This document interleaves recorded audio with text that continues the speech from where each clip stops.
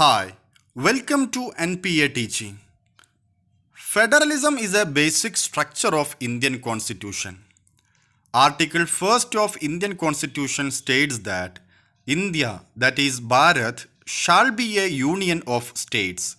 That is, federalism is a system of government in which powers and responsibilities are divided between central authority and constituent political units, that is, states.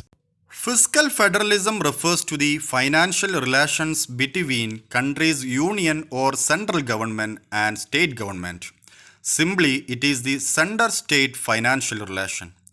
Here we study how division of government functions and finance in a logical way among multiple layers of the government administration. There is a definite division of powers and revenue between center and state government.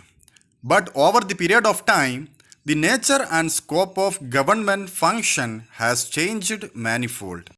Part 11 of Indian Constitution, that is starting from Article 245 to 263, deals with the relations between the union and state government.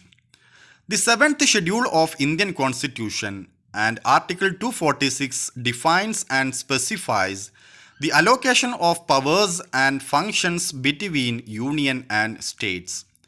It contains three lists: union list, state list, and concurrent list.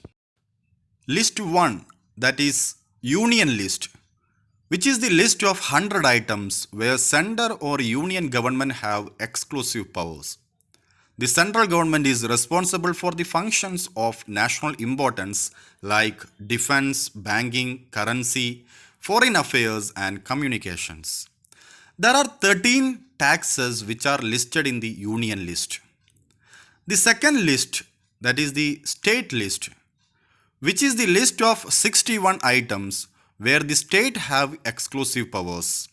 And the state government is responsible for touching on the lives and welfares of the people, like police, trade, agriculture, and irrigations.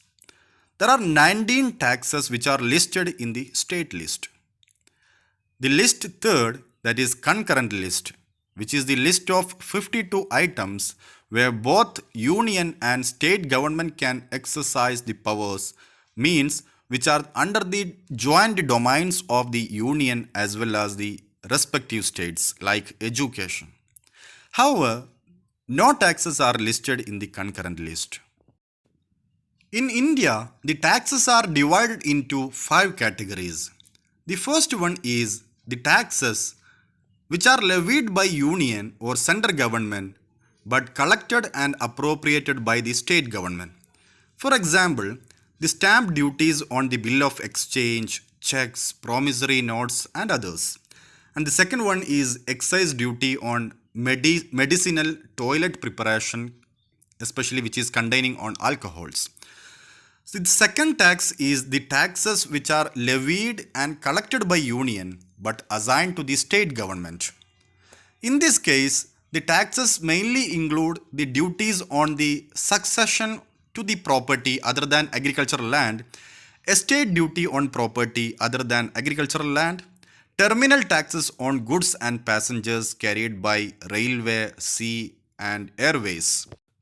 The third one is the taxes which are levied and collected by union or central government and distributed between union and states. For example, the taxes on income.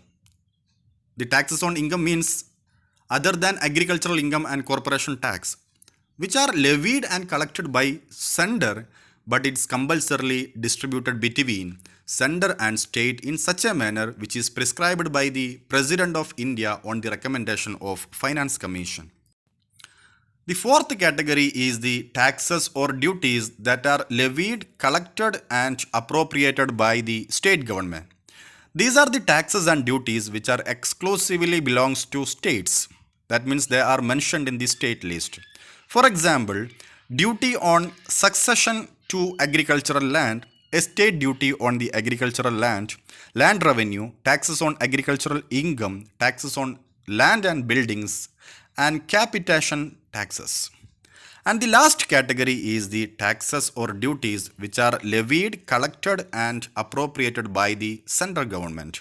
So these are the taxes which are belonging to center exclusively. That means these are listed in the union list.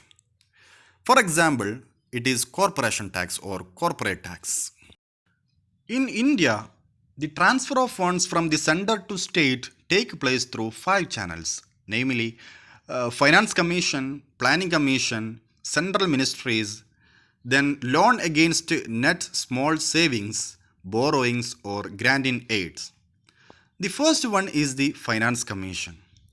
It is a constitutional body with broad mandate to define the central state fiscal or financial relation.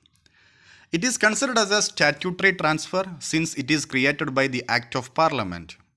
Under the provision of Constitution, the President of India is required under Article 280 to constitute the Finance Commission within 2 years from the commencement of the finance year and thereafter the expiration of every 5th year.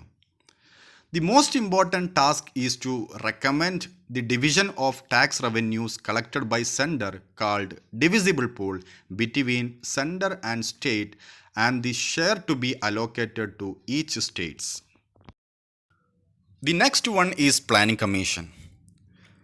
Planning Commission is a non-statutory transfer established by a resolution of the Government of India dated on the 15th March 1950 to formulate the plans for effective and balanced utilization of country's resources. It is in the form of plan grants to take place through the channels of Planning Commission.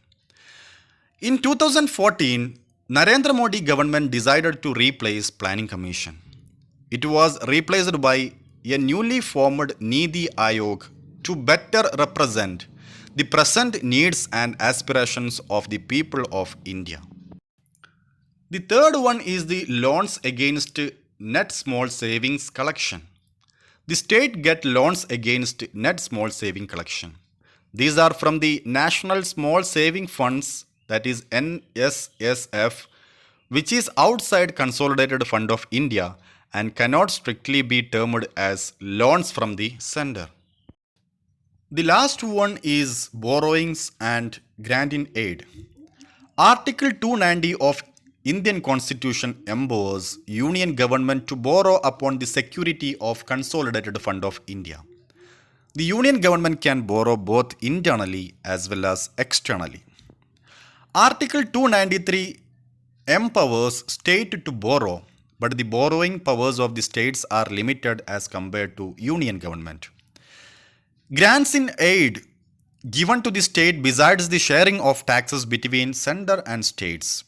Article 275 of Indian Constitution empowers the Parliament to make grants only those states that needs financial assistance. The Finance Commission also recommend the principles governing the grant in aid and recommend the amount of specific purpose grants. Now we are going to discuss the fiscal imbalances or fiscal tension or issues that exist in the center-state financial relation. Fiscal imbalances means it is a mismatch in the revenue powers and expenditure responsibilities of the various layers of government. The fiscal imbalance among the states would arise because of inadequate revenue resources in comparison to their respective expenditure commitments.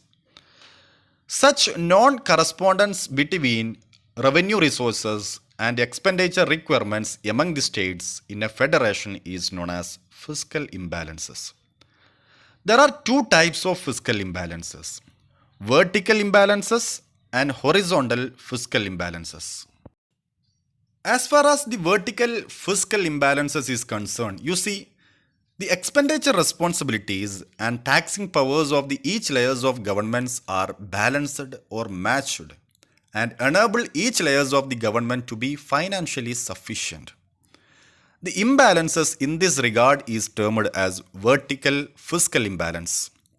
Thus, vertical fiscal imbalance refers to the differences between expenditure and revenues at different layers of government or different levels of government. It arises when one level of government financial resources exceeds its needs while other lacks sufficient resources to carry out its function.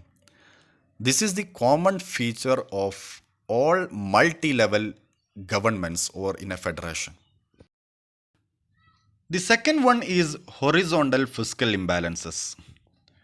It mainly arises due to the existence of economic inequalities among the states.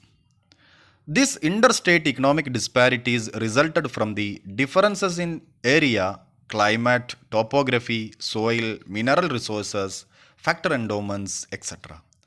Thus, horizontal imbalances exist due to differing levels of capacity for resource mobilization by different states as their per capita income level varies widely.